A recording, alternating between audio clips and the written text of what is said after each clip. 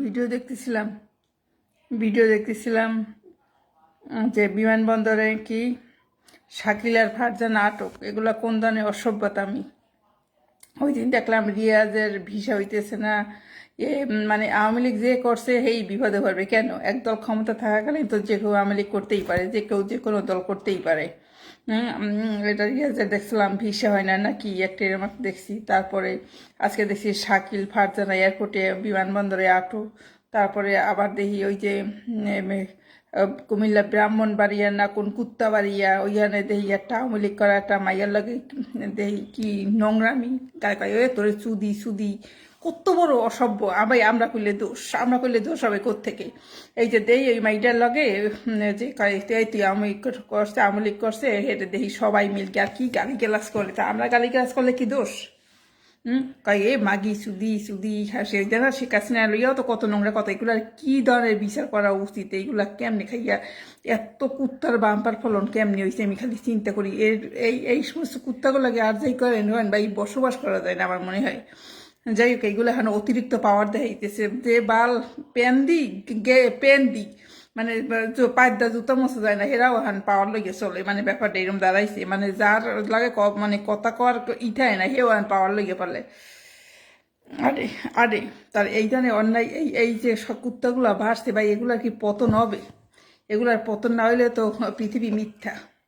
যে কোনো মানুষ বেশি বলে আর পতন আছে। যে অনেক জায়গায় দেখছি চাকরি বাকরি যারা করে এই জায়গাটা কেউ পদত্যাগ করে, কেউ মাস্টারকে বলে জোর করিয়া চাকরি নিয়ে নিতেছে, এই জায়গাটা ও পদত্যাগ করতেছে, ও জায়গাতে ও পদত্যাগ করতেছে, জোর করিয়া পদত্যাগ করাইতেছে। কেউ চাকরি নাই, চাকরি জোর করিয়া স্বাক্ষর দিয়ে চাকরিচ্যুত করা হইতেছে। অনেক অন্যায় দেখতেছি।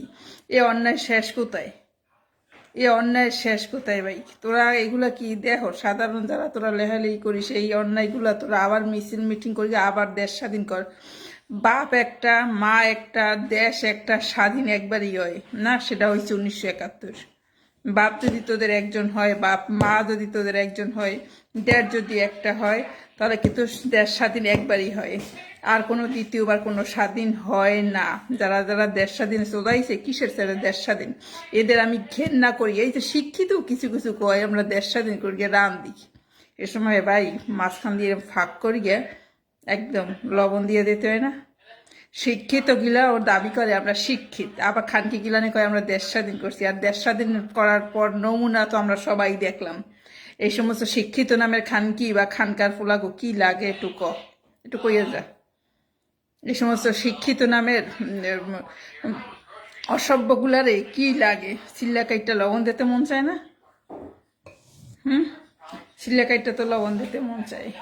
এরা নিজেরা শিক্ষিত, এমন শিক্ষিত গোস পিছন দিয়ে বুটকুই গেলে খেলান লাগে, যেটা হুজুররা খেলায় মাঝে মধ্যে ভিডিও দেখি আর কি, পিছন দিয়ে বুটকুই খেলান লাগে।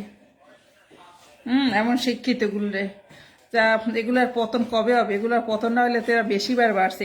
এইভাবে অন্যায় যদি চলতে থাকে মানে দেশের অবস্থা কোথায় থাকবে? মনে হয় কি দেশটা মনে হয় কি এক দেশের, এই দেশের সবার সমান অধিকার। মুসলিমরা মনে করে কি ওগোই মনে হয় দেশ, কিন্তু এইটা যে অন্যের মাইসেরও এইটা দেশ, ওই যে দেশটা, এই গানটা আমার একেবারে মন মতন গান হয়েছে।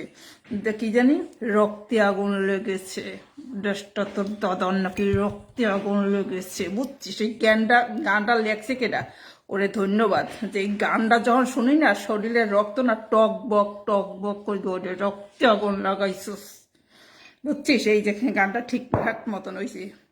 খানকির ফুলারা দেশটা একেবারে যা দেখতেছি, এগুলো যদি সব সত্যি হয়, কিছু তো সত্যি নয়, সব কেন মিথ্যা হবে? শোয়ার বাচ্চা এতবার বাড়ছে কেন? এগুলার পতন কারা করবে? এগুলার পতন না হলে তো এইভাবে পৃথিবী, এই শয়তানের অপশক্তির দ্বারা পৃথিবী ধ্বংস হইতে পারে না। শয়তানের অপশক্তির দ্বারা কি পৃথিবী কেন ধ্বংস হবে? এইটাই তো কথা।